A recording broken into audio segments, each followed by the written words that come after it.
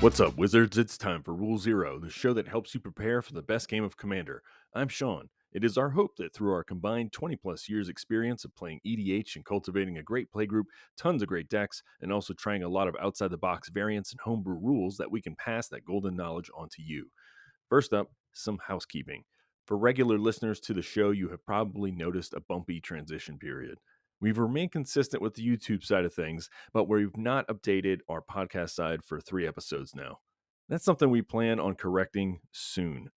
Taylor, whom I started the show with, had to make a decision to step back from the show due in part to, and I don't think he would mind me sharing, a feeling of burnout with Commander as a format. In the decade that I've known him, he's always been a bard class type of cat. Jack of all trades, master of none, though I don't mean that in any sort of diminishing way. Whereas I am, on the other hand, very much sort of a hyper-focused wizard fighter, someone who enjoys playing 15 years of the same format and is still brewing, still enjoying myself with that. He is very much the person who I met many, many years ago and brought a space card game for us to play in the middle of another game. And then consistently, I think, over time has been the pusher for let's try this variant. Let's try this cube. I have Dan now. There's almost always a bag of tricks up Taylor's sleeve. So he's had a huge impact on the show. He's literally the explosion that started the fire. Within one night of the two of us talking about doing this podcast, Taylor had already created spreadsheets, signed up to 5 different apps and services, and we had everything we needed to begin. He even edited all of the shows and tracked viewership numbers, whereas my role was more of brewing decks, creating rough scripts we would tune later. I'm an idea man. I'm kind of big picture things. Anyway, we're still amicable, good friends. He participated in our recent Chaos Draft Part 2. Part 2? How do you pronounce that? I'm not French. But listeners may remember a discussion he and I had about how a playgroup should be open, to have people come and go as they please. Not everyone has to be there on game day, and there's no bad blood because of that. So if he wants to take a step back in and do some co-hosting again when things settle for him, we will make that space happen. Because we've had listeners talk about how they enjoyed the two of us in our dynamic, and I really appreciate that, and I think he does too. Until that point, though, where he wants to step back in or try things out, I've taken on double duty to restructure, seek out new co-hosts who I think everyone will enjoy, who can bring some new fire and new energy. And I'm now writing scripts and editing shows and posting them. And yeah, it's been a little bit bumpy. Not going to lie. That is not my forte. And I felt kind of like, oh, now I have to learn a whole bunch of stuff really fast. And I'm getting there. Currently, we are working on getting the last 3 episodes up on the podcast. It is literally happening right now. As I'm recording this episode, Taylor is working on getting those podcast episodes up using some of his light and magic to make that happen. And for the future, our next episode will have Charla, the owner of Gamers Haunt, the LGS in Asheville, North Carolina, on with me to discuss the often talked about, but there have been some hiccups in getting it fully recorded podcast on mental health, more specifically tilt. How do we fight that? How do we combat that? We started to record. We had about an hour of recording time in.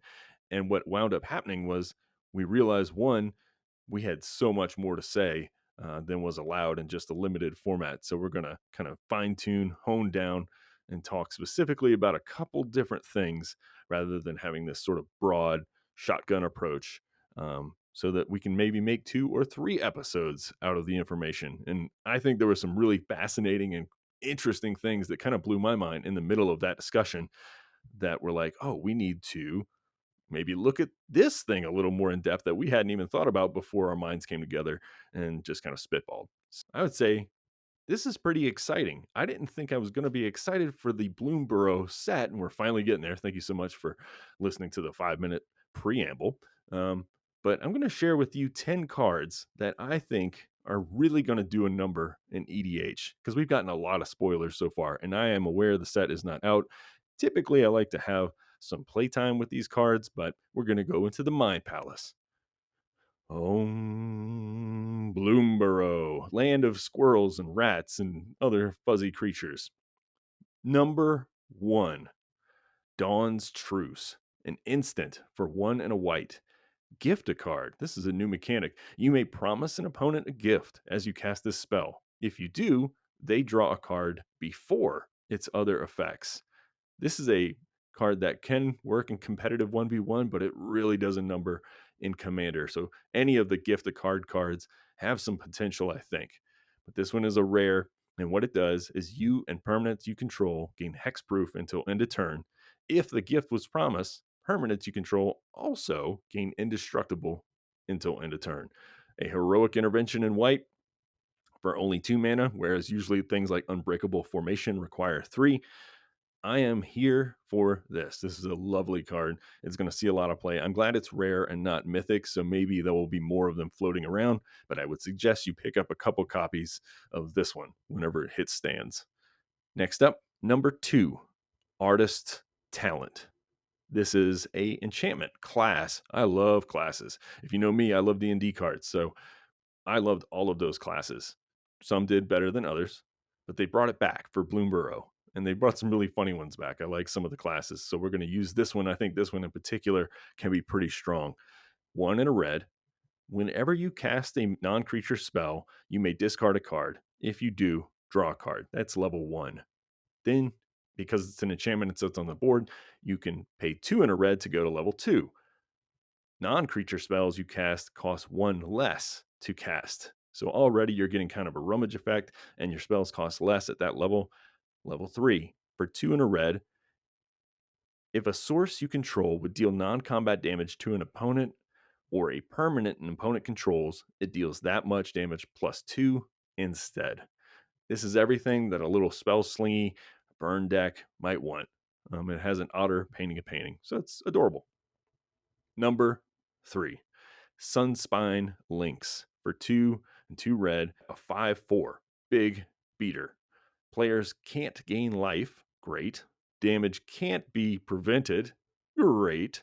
When Sunbeam Links enters, it deals damage to each player equal to the number of non-basic lands that player controls. I think they've been coming up with some cutesy names for this, but it's basically like Ruination Cat, or not Ruination, but Price of Progress. Pause of Progress, Price of Progress. I don't know what you want to call it, but this cat is dynamite. Number 4, Mockingbird. For X and a blue, creature bird bard.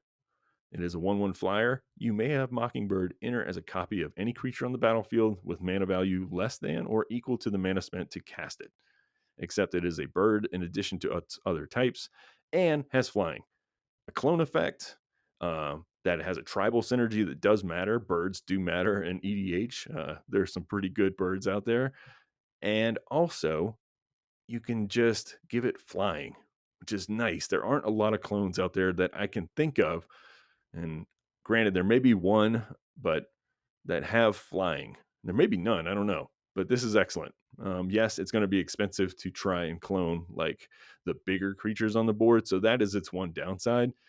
But for anything that's like 4 or 5 under, I think you're more than happy to play 1 extra mana to make it a bird and make it fly. Seems good to me. Number 5, Lumbra, Bellow of the Woods. A star creature for 4 and 2 green, elemental bear, legendary creature. Vigilance, reach. Lumbra, Bellow of the Woods, power and toughness are equal to the number of lands you control. When Lumbra enters, mill 4 cards, then return all lands from your graveyard to the battlefield tapped. The third line of text is the thing that really stood out to me, because if you're playing in one of these decks that mills a ton of lands, you've been using that World Shaper Merfolk. We'll put it on the screen for the YouTube video. I can't remember its full name at this moment, but it's 3 and 1 green, and if it dies, it's a 3/3. Then you get all your lands back. This does that on enter the battlefield, or enters now. So I think that is very important. I do not know if there are any cards that get back all your lands from the graveyard on a creature body on enters.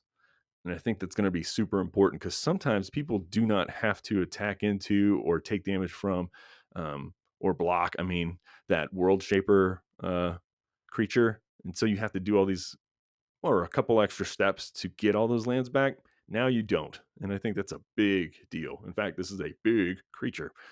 So looking forward to maybe running this in like a Golgari meal style show. Number 6, another legendary creature that I am super excited about because I think it's going to be super powerful, and it may be so powerful that I get a little hesitant to play it because the temptation will be so great to use things like Sensei's Divining Top that I don't know if it's the right deck for me.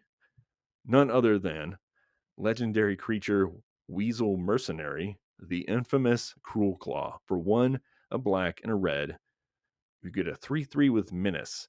Whenever the infamous Cruel Claw deals combat damage to a player, exile cards from the top of your library until you exile a non-land card.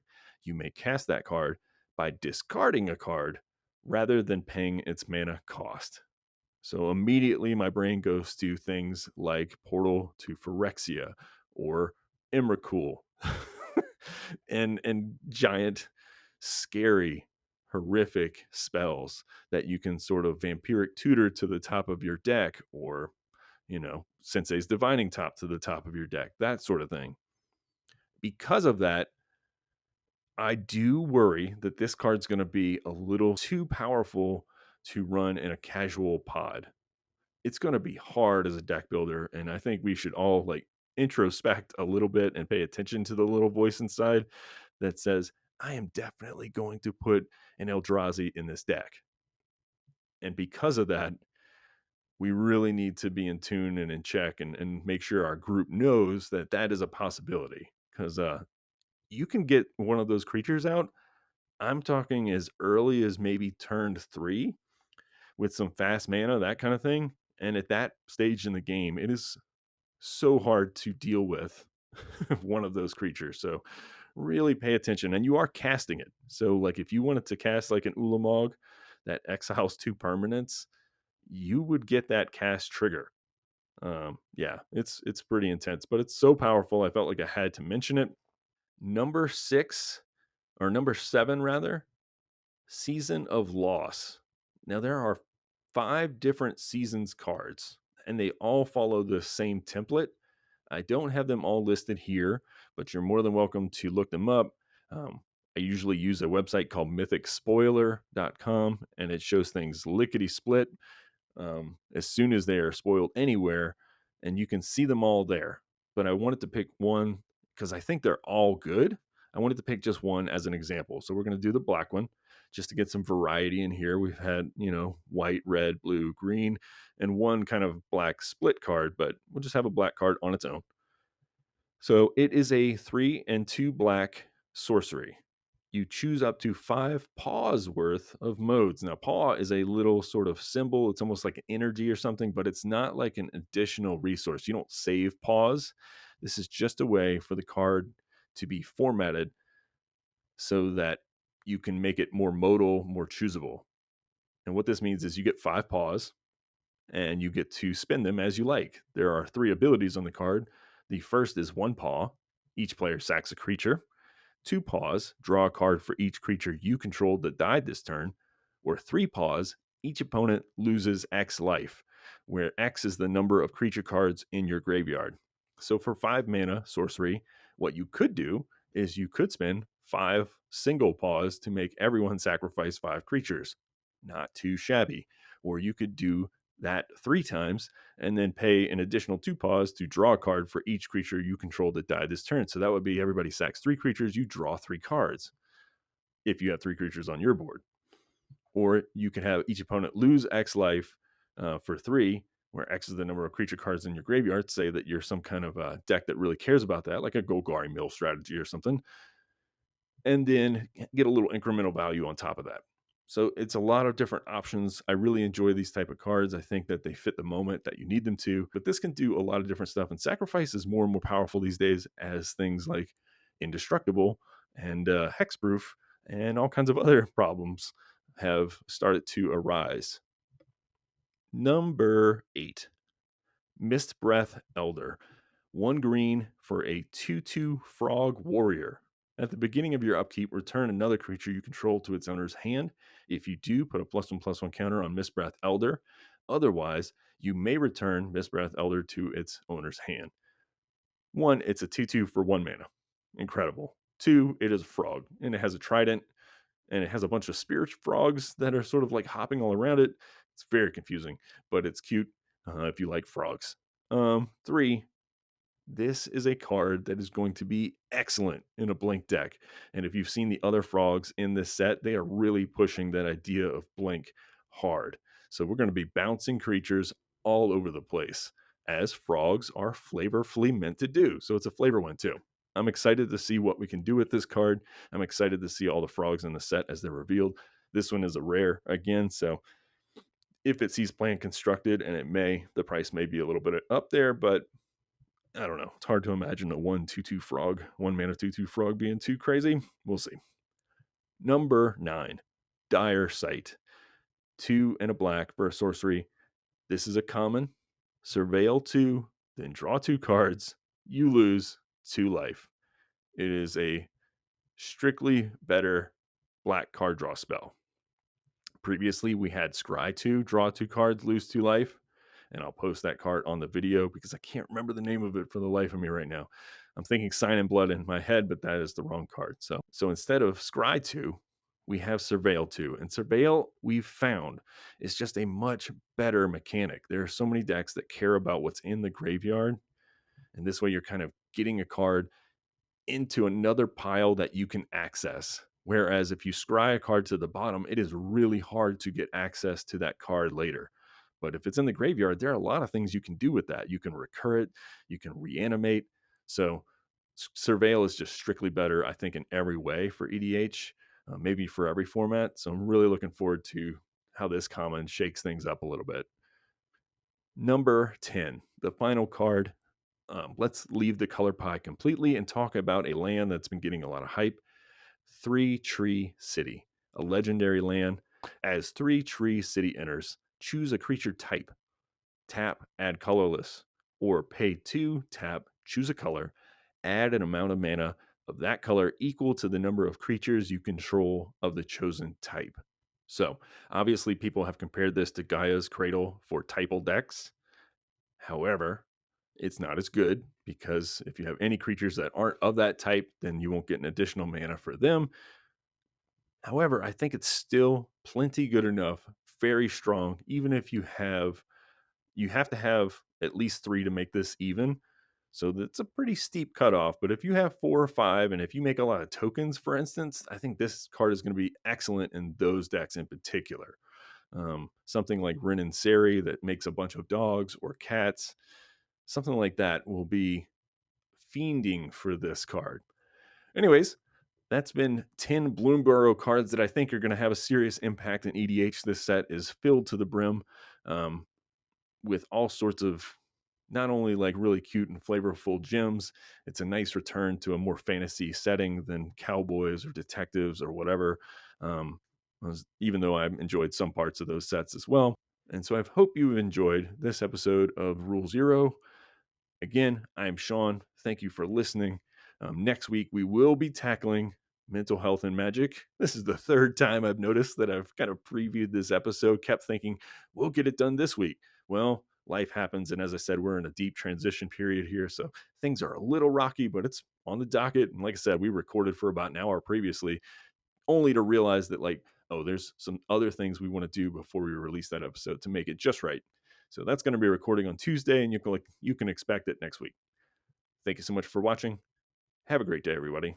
And remember, in Magic, there is no problem that a Rule Zero conversation cannot solve.